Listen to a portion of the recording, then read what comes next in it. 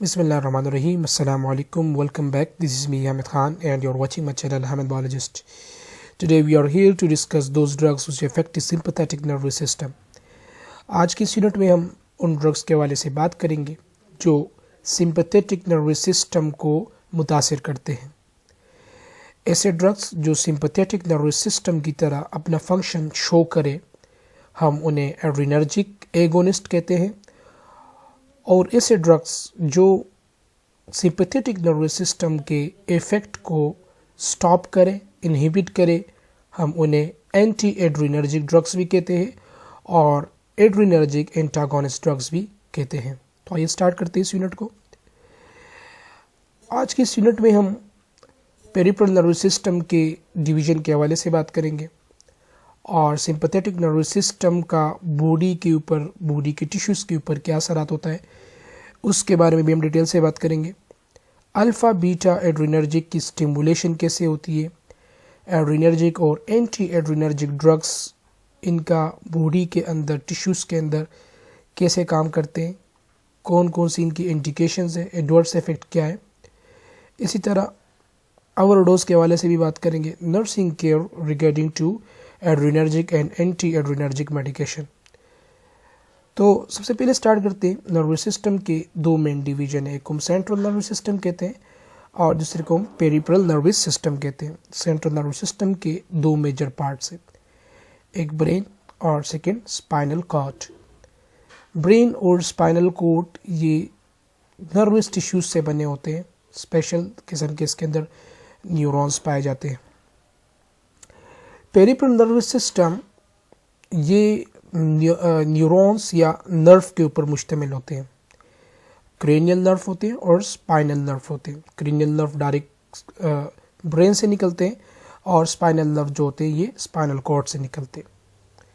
Peripheral nervous system के दो बुनियादी टाइप्स हैं, एक है सोमैटिक और सेकेंड है ऑटोनॉमिक। सोमैटिक में पेरिफेरल नर्वस सिस्टम के ज़रिए जो नर्व आते हैं वो हमारे इख्तियार में होते हैं। हम अपने स्केलेटल मसल्स को मूव कर सकते हैं, कॉन्ट्रैक्ट कर सकते हैं, रिलैक्स कर सकते हैं, उठ सकते हैं, बैठ सकते हैं, बात कर सकते हैं, क्योंकि जो हमारे सेंट्रल नर्वस सिस्टम से कमांड आ रहा है वो हमारे इख्तियार में है। इस वजह से इसे हम सोमैटिक नर्वस सिस्टम भी कहते हैं। ये वॉलंटरी होता है।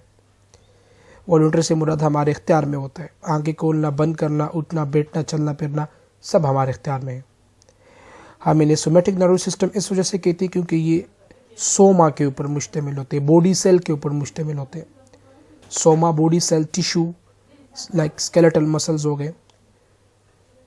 सेकेंड डिवीजन जो ये ऑटोनॉमिक है। ऑटोनॉमिक, ओटो मतलब गैर इख्तियारी, जो खुद ब खुद हो। इसे इनवॉल्यूंटरी इनफंक्शन भी कहते हैं। दो तरह के इसकी डिवीजन है, एक पैरासिम्पैथेटिक है और दूसरा सिंपैथेटिक है। पैरासिम्पैथेटिक की बात करें तो parasympathetic rest and digest condition कहलाता है। जब हम हालत सुकून में होते हैं तो हमारी सांसें चल रही होती है, ब्लड प्रेशर, हार्ट बीट, खाना पीना, इंटेस्टाइन की मूवमेंट, ये सब बिल्कुल नॉर्मल और रिलैक्स होते हैं। कौन से नर्व की फंक्शन के ज़रिए? Peripheral nervous system.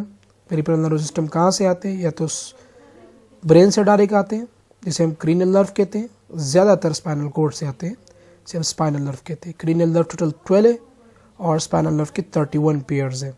क्रीनियल के 12 पेयर्स हैं।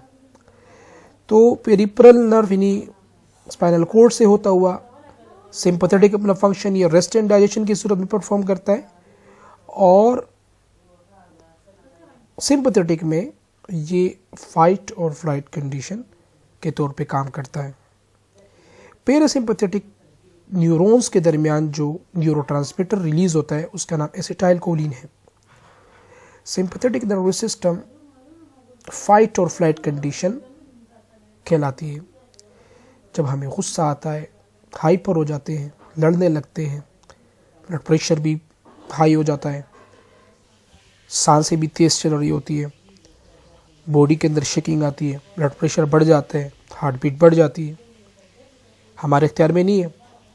हम कोप ज़रूर कर सकते हैं लेकिन हमारे इख्तियार में इसको नॉर्मल करना नहीं है। नॉर्मल कैसे होता है? झगड़ा ख़त्म होने के बाद होता है या थोड़ा सा टाइम लगता है इसको नॉर्मल होने में। ये हमारा सिंपैथेटिक नर्वस सिस्टम होता है। तो सिंपैथेटिक नर्वस सिस्टम के न्यूरॉन्स की जो बेसिकली साइनेप्स होते हैं उसमें जो न्यूरोट्रांसमीटर रिलीज होते हैं वो दो तरह के होते हैं, एक नॉरएपिनेफ्रिन और दूसरा एपिनेफ्रिन। सिंपैथेटिक नर्वस सिस्टम के रिसेप्टर्स दो तरह के होते हैं मेजर, एक का नाम अल्फा, दूसरे का नाम बीटा। अल्फा के दो टाइप से, अल्फा 1 और अल्फा 2, बीटा के भी दो टाइप से, बीटा 1 एंड बीटा 2। इसी तरह पैरासिम्पैथेटिक के भी दो रिसेप्टर है, एक का नाम निकोटिनिक रिसेप्टर है और दूसरे का नाम है मुस्करेनिक रिसेप्टर है। सिंपैथेटिक को एड्रीनर्जिक भी कहते हैं और पैरासिम्पैथेटिक को कोलिनर्जिक भी कहते हैं। यू मस्ट रिमेंबर, जब हमें गुस्सा आता है, ब्लड प्रेशर बढ़ रहा होता है, तो इट्स मीन के अल्फा 1 और बीटा 1 या बीटा 2, आगे हम इसको डिटेल से पढ़ेंगे, इस रिसेप्टर को ब्लॉक करना ज़रूरी है, ब्लड प्रेशर कम हो जाएगा। या जब ब्लड प्रेशर कम होता है और हम चाहते हैं कि ब्लड प्रेशर बढ़ जाए, तो वही पैरासिम्पैथेटिक तो पहले से ही कम कर रहे हैं, हम क्या करेंगे, सिंपैथेटिक एक्शन देंगे, अल्फा 1 को स्टिमुलेट करेंगे या बीटा 1 को स्टिमुलेट करेंगे। ओके, आगे मूव करते हैं। इस फिगर में आपको समझाता हूँ। देखें, ये पैरासिम्पैथेटिक कंडीशन है, रेस्ट में, जब हम बिल्कुल सुकून में होते हैं, हालत नॉर्मल हर कंडीशन है, हमारी आंखें बिल्कुल नॉर्मल होती है, डायलेट नहीं होती, कंस्ट्रिक्ट होती है। मुंह के अंदर जो स्लाइवरी ग्लैंड है, parotid gland, sublingual gland and submandibular gland, इसके अंदर स्लाइवेशन होती है, हमारा मुंह गीला रहता है, हार्ट बीट बिल्कुल स्लो रहता है, यानी नॉर्मल रहता है। वेगस नर्व का एक ब्रांच निकलता है, हमारी ब्रोनकाई कंस्ट्रिक्ट करती है, मतलब जो इसकी एक्चुअल साइज है उस एक्चुअल साइज तक ये जो हमारा ब्रोनकाई और ट्रेकिया है ये नॉर्मल फॉर्म में चली जाती है। इंटेस्टाइन और स्टमक के अंदर पेरिस्टालसिस मूवमेंट होती है, ज़रूरी है नॉर्मल हालत में, ताकि फुजला नीचे जाए। लीवर से बाइल की सिक्रीशन भी नॉर्मल होती है, कौन से कंडीशन में, पैरासिम्पैथेटिक में। और यूरिनरी ब्लैडर भी क्या करता है, कॉन्ट्रैक्ट करता है। ये कंडीशन कहलाते हैं पैरासिम्पैथेटिक। लेकिन सिंपैथेटिक में ये देखते, सिंपैथेटिक में ये फाइट और फ्लाइट कंडीशन है भाई, प्यूपिल डायलेट हो जाती है, आंखें बाहर निकलती है, में गुस्सा आता है आंखें बाहर आ जाती है, मुंह सूख जाता है क्योंकि स्लाइवरी ग्लैंड सूख जाता है, इनहिबिट हो जाती है उसकी स्लाइवेशन, हार्ट बीट एक्सेलरेट कर जाती है, ब्लड प्रेशर भी बढ़ेगा, सांसें तेज चल रही होती है। ओ भाई, सांस से यानी हाइपर वेंटिलेशन होता है, तो अल्टीमेटली ब्रोनकाई जो है वो डायलेट हो जाएगी। इसी तरह इंटेस्टाइन, छोटी आंत, बड़ी आंत और पेनक्रियास की मूवमेंट भी क्या हो जाएगी, इनहिबिट, और ग्लाइकोजन डायरेक्ट ग्लूकोज में कन्वर्ट होगा। ये तभी तो कहते हैं कि शुगर के मरीज के लिए टेंशन ठीक नहीं है, गुस्सा ठीक नहीं है, गुस्से में ये हालत होती है। इसी तरह एल्डोस्टेरोन से जो एड्रिनल ग्लैंड है वहाँ से एड्रिनलिन और नॉर एड्रिनलिन, जिसे हम एपिनेफ्रिन और नॉर एपिनेफ्रिन भी कहते हैं, वो रिलीज हो जाते हैं, क्योंकि वो सिंपैथेटिक नर्वस सिस्टम के लिए न्यूरोट्रांसमीटर है, वो चाहिए। और ब्लडर की कॉन्ट्रैक्शन भी क्या हो जाती है, इनहिबिट। अब इन दोनों को सामने रखते हुए मैं आपको इस फिगर में क्लियर करता हूँ कि इन मेडिसिन का काम क्या होता है। फॉर एग्जाम्पल, अगर किसी का मुंह के अंदर स्लाइवेशन बहुत ज़्यादा हो रही है, ये वाली कंडीशन स्लाइवा, तो पैरासिम्पैथेटिक नर्व को ब्लॉक करना ज़रूरी है। अगर हार्ट बीट बहुत स्लो है तो हम कौन से मेडिसिन देंगे, सिंपैथेटिक ड्रग्स देंगे, एड्रीनर्जिक देंगे, ताकि हार्ट रेट को एक्सेलरेट किया जा सके। अगर एक पेशेंट एस्थेमा का है, उसकी ब्रोनकाई बहुत ज़्यादा कॉन्स्ट्रिक्ट हो चुकी है, तो हम कौन से मेडिसिन देंगे, सिंपैथेटिक, ताकि उसका ब्रोनकाई क्या हो जाए, डायलेट। यानी सिंपैथेटिक नर्वस सिस्टम के जो ड्रग्स है वो सेम फंक्शन परफॉर्म करते हैं लाइक सिंपैथेटिक नर्वस सिस्टम जो नेचुरल तरीके से कर रहा होता है। अगर एक पेशेंट है, उसके इंटेस्टाइन के अंदर मूवमेंट नहीं है, तो सिंपैथेटिक ड्रग्स दे सकते हैं। इसी तरह ब्लडर की कॉन्ट्रैक्शन और यूरिनरी प्रॉब्लम के हवाले से भी हम सिंपैथेटिक ड्रग्स दे सकते हैं। होपफुली समझ में आया होगा। अब ये जो रिसेप्टर है, ये चीज़ अगर याद रख लिया तो आपका ये पूरा टॉपिक क्लियर हो जाएगा। अल्फ़ा 1, अल्फ़ा 2, बीटा 1 और बीटा 2, ये रिसेप्टर कहाँ पर होते हैं और इनका काम क्या है, इसको मैंने इस चार्ट के अंदर डिस्क्राइब किया है। अल्फ़ा 1 स्मूथ मसल्स पर इसके रिसेप्टर होते हैं। इसका काम क्या होता है, कॉन्ट्रैक्शन। फंक्शन क्या है, जब अल्फ़ा 1 को स्टिमुलेट किया जाता है तो वाजो कंस्ट्रिक्शन होगी, आर्टरी वगैरह तंग हो जाएगी, इसकी वजह से ब्लड प्रेशर क्या हो जाएगा, बढ़ जाएगा, और ब्लडर जो यूरिनरी ब्लडर है उसके स्पिंक्टर भी क्लोज हो जाएंगे, यानी कॉन्ट्रैक्शन हो जाएगी, और पीपल क्या हो जाएगी, डायलेट हो जाएगी। क्यों, क्योंकि जो रेडियल मसल है आंखों के अंदर, उसके अंदर कॉन्ट्रैक्शन हो जाएगी, याद रखना है। अल्फ़ा 2 पेनक्रियास के सेल के ऊपर पाए जाते हैं और न्यूरोनल मेम्ब्रेन के ऊपर पाए जाते हैं। पेनक्रियास के सेल के ऊपर ही क्या करते हैं, इंसुलिन को रिलीज करते हैं। इसकी वजह से इंसुलिन की रिलीज होने को इनहिबिट करते हैं, तो इस कंडीशन में हाइपरग्लाइसीमिया होता है। इसी तरह फीडबैक इनहिबिशन ऑफ नॉरएपिनेफ्रिन। अच्छा, नॉरएपिनेफ्रिन की जब इनहिबिशन होती है तो उसकी वजह से बीपी कम हो जाता है। कब, जब सिंपैथेटिक एक्टिविटी बहुत ही ज़्यादा बढ़ जाती है। बीटा 1 रिसेप्टर,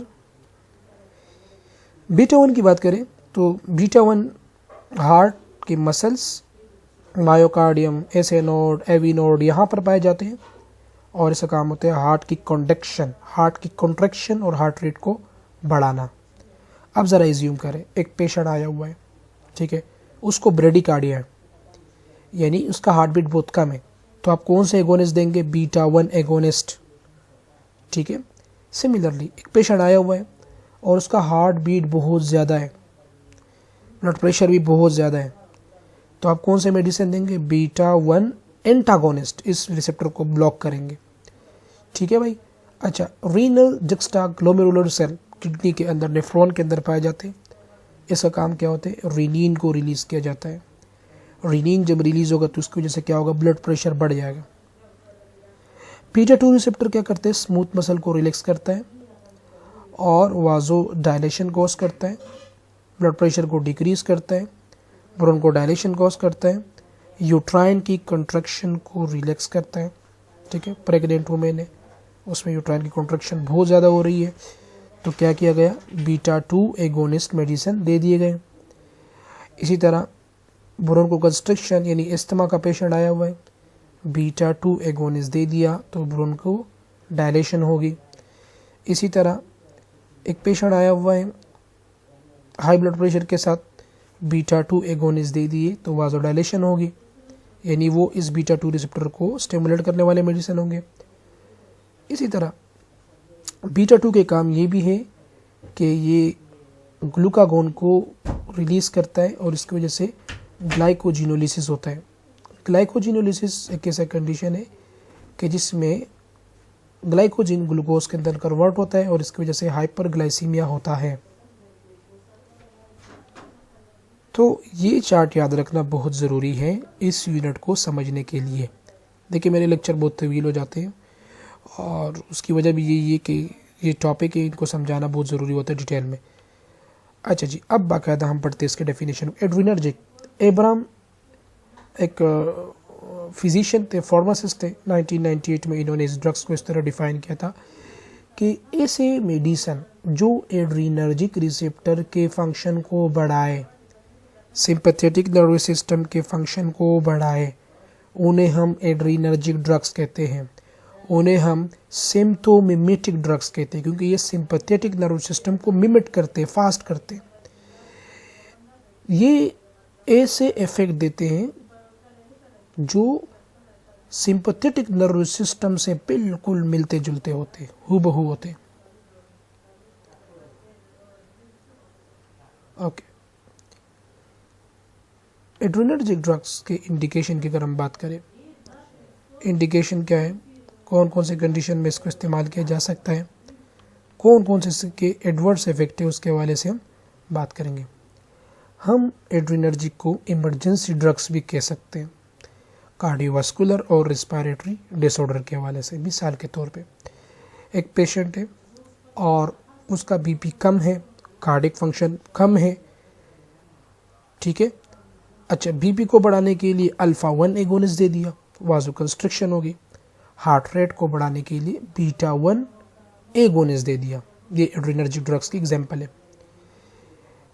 एक पेशेंट ने इस्तेमा के साथ आया हुआ है, ब्रोंकोस्पाज्म हुई है। हम जानते हैं कि बीटा 2 का काम क्या होता है, ये ब्रोंको डायलेशन कॉज कराती है। तो ब्रोंको डायलेशन यानी बीटा 2 एगोनिस्ट दे दिए। एगोनिस्ट का मतलब जो फंक्शन को बढ़ाए, ठीक है। इसी तरह सीओपीडी के साथ एक पेशेंट आया हुआ है, cardiac chronic obstructive pulmonary disease, उसमें भी हम ये दे सकते हैं। इसके एग्जांपल एपिनेफ्रीन। एपिनेफ्रीन ये एड्रेनर्जिक ड्रग्स का प्रोटोटाइप है। प्रोटोटाइप बिल्कुल हूबहू नमूना है। ये अल्फा 1 और अल्फा 2, बीटा 1 और बीटा 2 चारों के चारों रिसेप्टर को स्टिमुलेट करता है। अच्छा, ब्रोंकोस्पाज्म को ट्रीट करने के लिए और लेरिंजियल एडीमा को ठीक करने के लिए ये ड्रग ऑफ चॉइस है। जब हम एपिनेफ्रीन लगाते हैं और हमारा मकसद होता है कि ब्रोंकोस्पाज्म को ठीक किया जाए और लेरिंजियल एडीमा, लेरिंग्स के अंदर एडीमा को ठीक किया जाए, तो एपिनेफ्रीन जो है ये अपना इफेक्ट डोज के हिसाब से बीटा 2 रिसेप्टर के ऊपर अपना फंक्शन बढ़ा देता है, एगोनिस्ट कर देता है।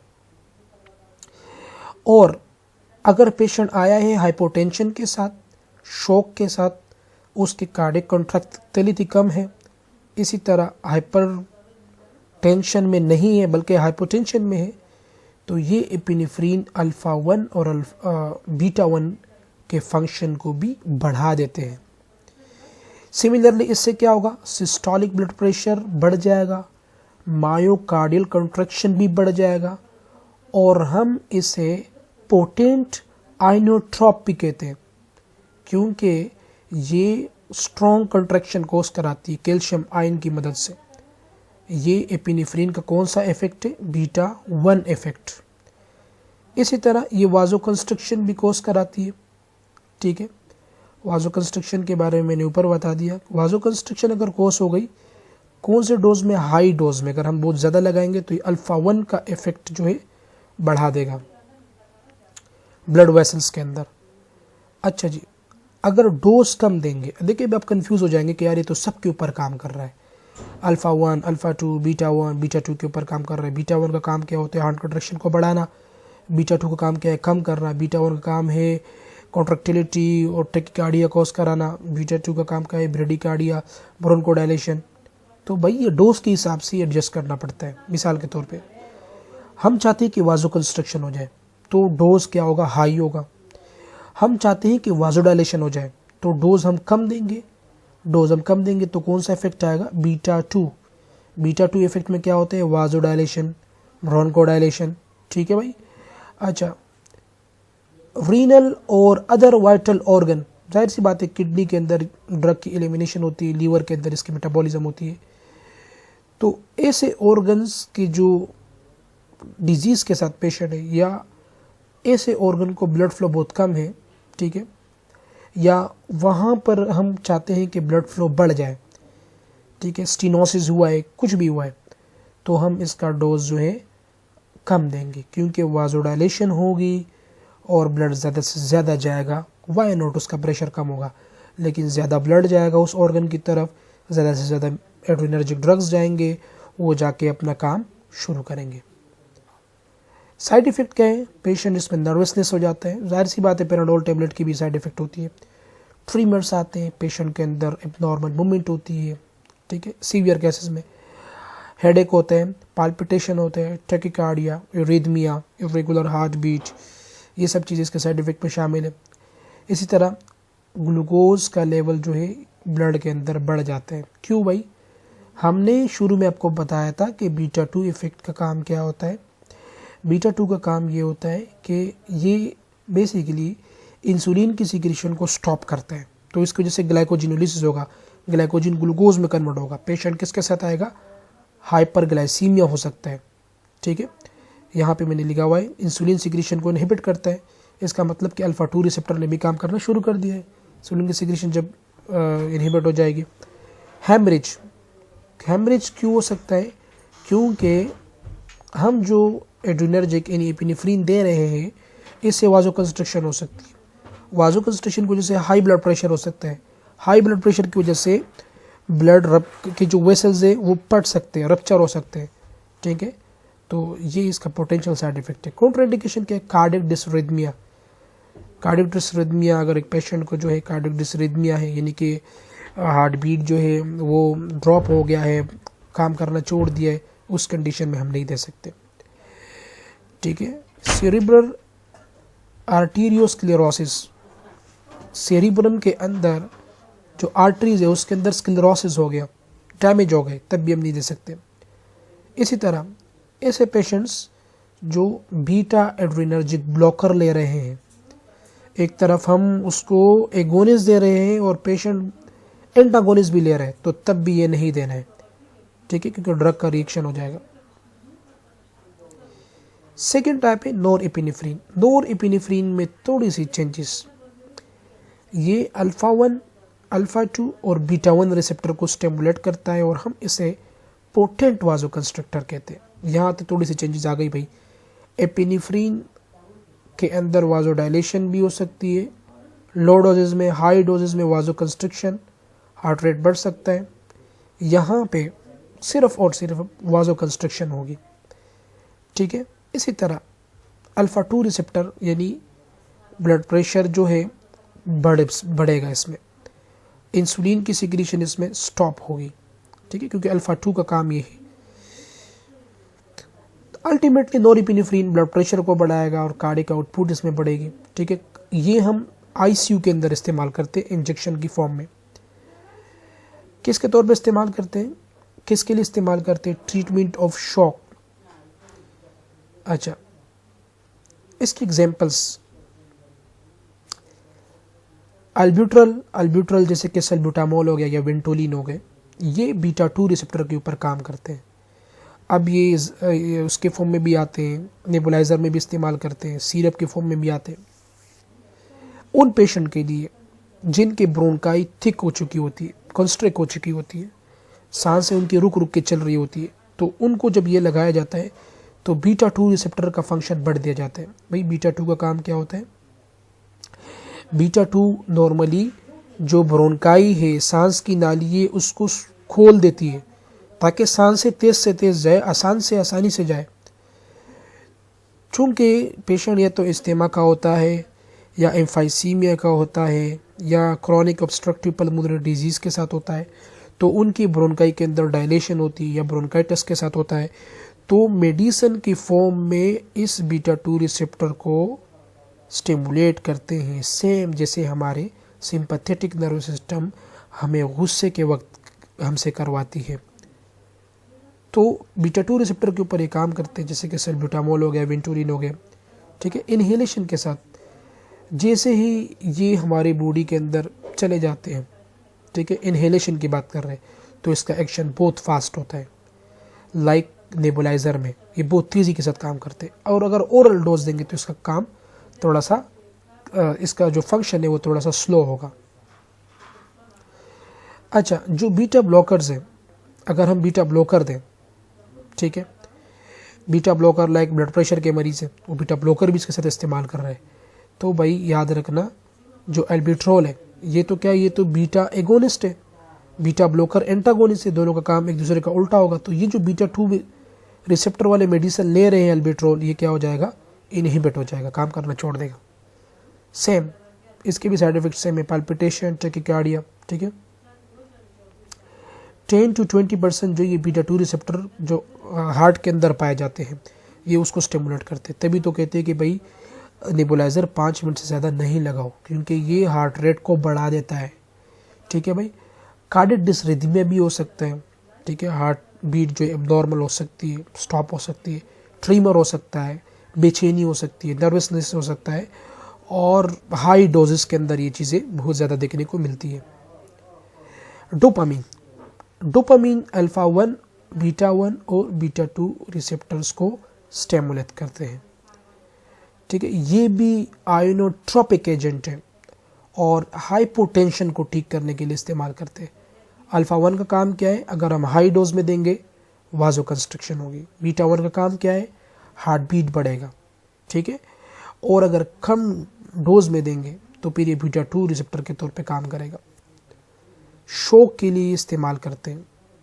ठीक है, मिसाल के तौर पे शॉक में क्या होता है, फ्लूइड वॉल्यूम कम हो जाता है तो तब इसका इस्तेमाल बढ़ जाता है। फ्लूइड वॉल्यूम कम होगा तो कार्डिक आउटपुट भी कम हो जाएगा, हाइपोटेंशन होगा। डोपामीन लगा दिया आईवी, डायरेक्ट क्या होगा भाई, डायरेक्ट आयोनोट्रोपिक इफेक्ट शुरू हो जाएगा। अल्फा 1 अपना काम शुरू करेगा, ब्लड प्रेशर बढ़ जाएगा तेजी के साथ, तमाम ऑर्गन को ऑक्सीजन की रसाई मुमकिन हो जाएगी, खून की रसाई मुमकिन हो जाएगी, ब्लड प्रेशर करेक्ट हो जाएगा। शॉक की ट्रीटमेंट के लिए बेस्ट है। ये रीनल फंक्शन को भी इम्प्रूव कर सकता है। कैसे, अगर हम लो डोज में लगाएं, तमाम एड्रीनर्जिक ड्रग्स अगर लो डोज में लगाओगे तो ये वाजोडाइलेशन में अपना इफेक्ट शो करेगा। ठीक है, किडनी की तरफ ब्लड ज़्यादा से ज़्यादा जाएगी। वाजोडाइलेशन में ब्लड जो है, ब्लड की मिकदार ज़्यादा होगी तो मेडिसिन की मिकदार भी ज़्यादा होगी। ठीक है, तो इसके नतीजे में जो बीटा 2 का इफेक्ट है वो क्या हो जाएगा, प्रीडोमिनेंस हो जाएगा। मतलब बीटा 2 का काम क्या होता है, बीटा 2 का काम ये होता है कि बेसिकली ये हार्ट रेट को बढ़ाए, ठीक है, ब्लड प्रेशर को बढ़ाए। लेकिन अगर डोज हमने कम दे दिया, सॉरी ये बीटा 1 का काम था जो मैंने आपको बताया। बीटा 2 का काम क्या होता है, ये वाजोडाइलेशन कॉज कराती है। लेकिन अगर मैंने क्या बताया कि वाजोडाइलेशन कब कॉज कराएगी, जब इसका डोज हम कम देंगे। ठीक है, इसके बाद है डिब्यूटामिन। डिब्यूटामिन जो है ये बीटा 1 रिसेप्टर को सिर्फ स्टिमुलेट करता है, सिर्फ और सिर्फ बीटा 1, ये सेलेक्टिव है।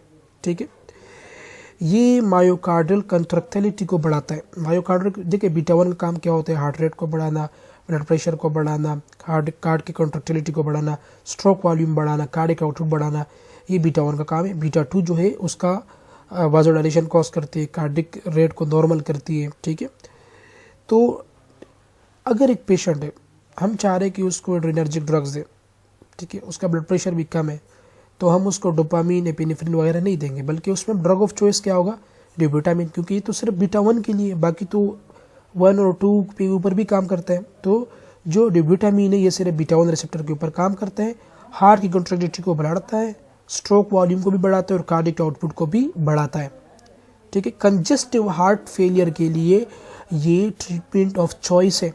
ठीक है, अच्छा, इसी तरह कार्डियोजेनिक शॉक या कार्डिक सर्जरी के लिए भी जो डिब्यूटामिन मेडिकेशन है इसको इस्तेमाल किया जा सकता है।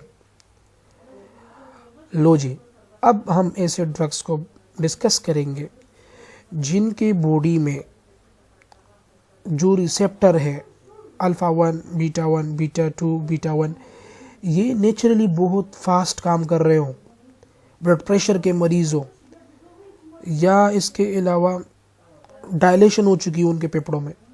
तो इन रिसेप्टर के काम को स्टॉप करने के लिए, एड्रीनर्जिक रिसेप्टर को स्टॉप करने के लिए जो मेडिसिन देंगे उनका नाम है एड्रीनर्जिक ब्लॉकर। तो एड्रीनर्जिक ब्लॉकर्स ऐसे मेडिसिन है जो सिंपैथेटिक नर्वस सिस्टम के फंक्शन को ब्लॉक करते हैं। आइए पढ़ते हैं इसके। अच्छा जी, एड्रीनर्जिक ब्लॉकर्स या एंटागोनिस्ट की 2005 में इन्होंने इस तरह डिफाइन किया था कि ऐसे ड्रग्स जो एड्रीनर्जिक न्यूरोट्रांसमीटर यानी एपिनेफ्रिन और नॉर एपिनेफ्रिन के फंक्शन को बढ़ाए नेचुरली। गुस्से के साथ एक मरीज है, ब्लड प्रेशर बहुत ज़्यादा बढ़ता है, स्ट्रेस में रहता है, मतलब उसका सिंपैथेटिक नर्वस सिस्टम बहुत एक्टिव है, तो भाई उसके सिंपैथेटिक नर्वस सिस्टम को ब्लॉक करने के लिए जो मेडिसिन देंगे उनका नाम एड्रीनर्जिक ब्लॉकर या एड्रीनर्जिक एंटागोनिस्ट होगा। तो ऐसे ड्रग्स जो एड्रीनर्जिक न्यूरोट्रांसमीटर के फंक्शन को ब्लॉक करे, हम उन्हें एड्रीनर्जिक ब्लॉकर भी कहते हैं या एड्रीनर्जिक एंटागोनिस्ट भी कहते हैं और सिम्प्थोलिटिक भी कहते हैं। लिटिक का मतलब होता है डाउन करना। ये एंटागोनिस्ट के तौर पे काम करते हैं, एड्रीनर्जिक एगोनिस्ट को ब्लॉक कर देते हैं। ठीक है, लाइक अल्फा और बीटा रिसेप्टर के जो साइट होते हैं उसको ब्लॉक करते हैं। अल्फा 1 जब ब्लॉक होगा तो उसकी वजह से क्या होगा, देखिए अल्फा 1 का काम होता है वाजो कंस्ट्रिक्शन, लेकिन अगर हम ब्लॉक करेंगे वाजो डायलेशन होगी, ब्लड प्रेशर कम होगा, रिफ्लेक्सिस ट्रैकिकार्डिया होगा, ठीक है, मायासिस होगी, आंखों के अंदर इसका फंक्शन होगा, आगे हम डिस्कस करेंगे। स्मूथ मसल्स के अंदर जो कंट्रक्शन होगी वो रिड्यूस हो जाएगी, ठीक है, प्रोस्टेट ग्लैंड के अंदर भी। बीटा 1 हार्ट रेट को डिक्रीज करेगा, ठीक है। नॉर्मल में इसका काम क्या होता है, बीटा 1 हार्ट रेट को बढ़ाता है, लेकिन हम चाहते हैं कि कम हो जाए, मरीज जो है वो टैकीकार्डिया के साथ आया हुआ है, तो बीटा ब्लॉकर देंगे। बीटा 2 जो है काम ये होता है कि ये बेसिकली ब्रोंकाई को डायलेट करता है, ठीक है, लेकिन हम चाहते हैं कि ब्रोंकाई थोड़ा सा कंस्ट्रिक्ट हो जाए, नॉर्मल आ जाए, ठीक है। तो बीटा 2 एंटागोनिस्ट देंगे। यूट्रस के अंदर कॉन्ट्रैक्शन हो रही है, ठीक है, तो बीटा 2 का काम क्या होता है, ये उसको रिलैक्स करता है, लेकिन हम चाहते हैं कि कॉन्ट्रैक्शन हो जाए और बेबी डिलीवर हो जाए, ठीक है, तो बीटा 2 एंटागोनिस्ट दे देंगे।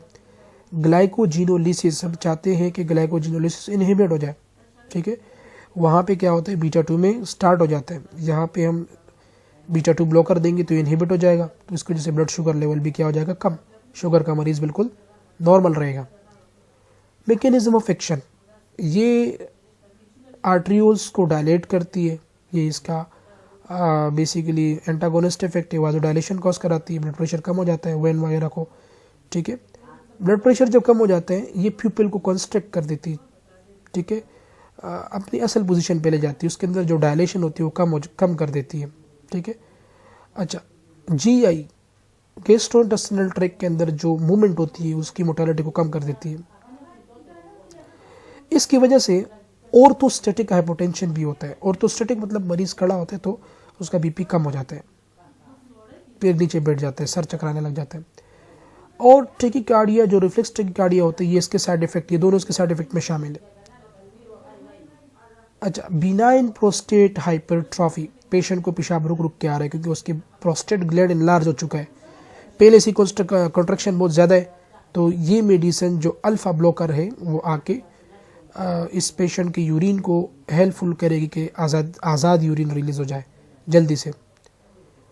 पेरिफेरल वास्कुलर डिजीज, ऑर्गन्स को ब्लड की रिसीव नहीं मिल रही है, स्टेनोसिस हुआ है, ब्लॉकेज हुआ है, तो अल्फा एड्रेनर्जिक ब्लॉकर की वजह से ये होगा कि बेसिकली वासोडाइलेशन होगी तो अमाउंट ऑफ ब्लड ज़्यादा होगा लेकिन उसका प्रेशर कम होगा, उन ऑर्गन्स तक ब्लड की सप्लाई मुमकिन हो जाएगी।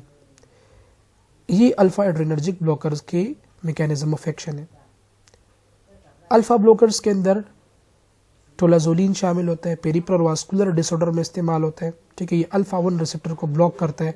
पल्मोनरी हाइपरटेंशन, बच्चों के अंदर जो लंग्स की तरफ ब्लड प्रेशर बढ़ जाता है तो उसको ब्लॉक कर देते हैं। इसके अलावा फिनटोल अमाइन मिसाइलेट जो होता है, ये हाइपरटेंसिव एपिसोड, मरीज है उसका ब्लड प्रेशर बढ़ रहा है, ठीक है, 6 घंटे बाद, सुबह शाम वगैरह किसी भी वक्त, तो उसको ये ब्लॉक कर देता है, ब्लड प्रेशर से बचाते हैं, ठीक है। इसके अलावा निक्रोसिस, डर्मल निक्रोसिस, और इसके अलावा डर्मल निक्रोसिस मतलब जो डर्मिस है, स्किन के अंदर जो चेंजेस है, किसकी वजह से होते हैं, नॉरएपिनेफ्रिन के बढ़ने की वजह से होता है, तो अल्फा 1 रिसेप्टर ब्लॉक करने के बाद ये भी ठीक हो जाता है। इसके अलावा डोक्साजोसिन मिसाइलेट जो होता है, ये मॉडरेट हाइपरटेंशन और बिनाइन प्रोस्टेट हाइपरप्लेजिया के लिए इस्तेमाल होता है, अल्फा 1 को ब्लॉक करते हैं। इसके अलावा प्राजोसिन HCl जो होता है, ये मिल्ड टू मॉडरेट हाइपरटेंशन को ट्रीट करता है।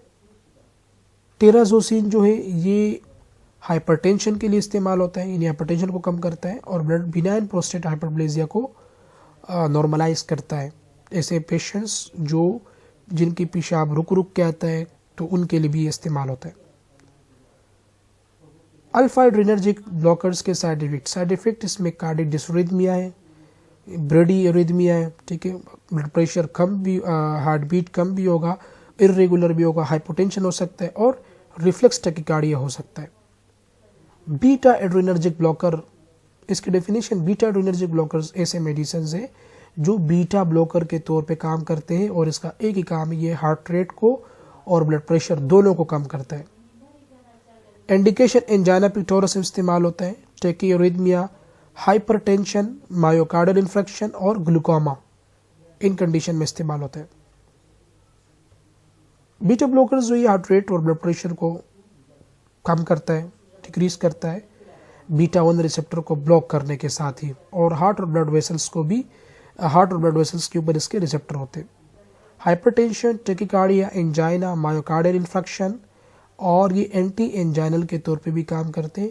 ये कार्डिक वर्कलोड को, कार्डिक की कंट्रैक्शन और कार्डिक की ऑक्सीजन डिमांड जो है इसको मेंटेन रखते हैं, बल्कि जबकि कार्डिक वर्कलोड को कम करता है, कार्डिक कंट्रैक्शन कम कर देता है।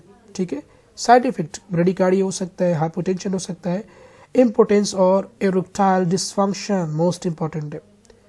बेतहाशा इस्तेमाल जो है इरेक्टाइल डिसफंक्शन कॉज करती है, मतलब अनेबल टू इरेक्ट पेनिस। ठीक है। ये बीटा ब्लॉकर ज़्यादातर इसके अंदर एंड्राल आता है, प्रोपानोल आता है, ब्लड प्रेशर के मरीज इस्तेमाल करते हैं। इसके अंदर भी फिर सेलेक्टिव होते हैं और नॉन सेलेक्टिव होते हैं। नॉन सेलेक्टिव बीटा ब्लॉकर ये दोनों को ब्लॉक करते हैं, बीटा 1 और बीटा 2 को। इसके अंदर एंड्रॉल आते हैं, प्रोपानोल के जेनरिक है इसका, कोरगार्ड इसका जो जेनरिक नेम है, नॉर्डलॉल है, बीटा पेस जेनरिक इसका सोटालॉल है। ये दोनों को ब्लॉक करते हैं, बीटा 1 और बीटा 2 दोनों को। मतलब इसका ज़्यादा इफेक्ट बीटा 1 और कम इफेक्ट बीटा 2 के ऊपर होता है। सेलेक्टिव में बीटा 1 होती है सिर्फ, जैसे कि लोप्रेजर हो गया, मीटोप्रोलोल हो गया, और टेनॉर्मिन हो गए, एटिनालॉल, जेफनॉल वगैरह। इसके अलावा कार्विडा, कार्विडिलल, कनकर, बीजोप्रोलोल, ये सिर्फ और सिर्फ ड्रग ऑफ चॉइस है। ये चारों हाई ब्लड प्रेशर, एंजाइना पिक्टोरस, ऐसे पेशेंट जिनके हार्ट की कॉन्ट्रैक्टिलिटी बहुत ज़्यादा हो, उनको ठीक करने के लिए इस्तेमाल होते हैं। ग्लूकोमा एक ऐसा कंडीशन होता है जिसकी वजह से आंखों के अंदर वाइट और ब्लैक पार्ट के अंदर पानी का प्रेशर बढ़ जाता है, जिसे एक्वस ह्यूमर कहते हैं, उसकी मिकदार बढ़ जाती है। तो उसकी वजह से आंखों के ऊपर प्रेशर भी बढ़ जाता है, जिसे हम इंट्रा ऑकुलर प्रेशर कहते हैं। ये मेडिसन उसके तौर पे भी काम करता है। आंखों के अंदर जो सूजन आती है पानी के जमा होने की वजह से, उसको भी लोअर करता है। ठीक है। कैसे लोअर करता है? ये एक्वस ह्यूमर की प्रोडक्शन को स्टॉप करता है सिलरी बॉडी के अंदर। ठीक है। और हम इसे ग्लूकोमा के, यानी ओपन एंगल ग्लूकोमा के टाइप से ओपन एंगल और क्लोज एंगल, ठीक है, उसके अंदर भी इस्तेमाल करते हैं। इसके आई ड्रॉप की मिसाल बीटाजोलोल हो गया, और इसके अलावा टोमालोल शामिल है। ये इस लेक्चर की रेफरेंसेस है।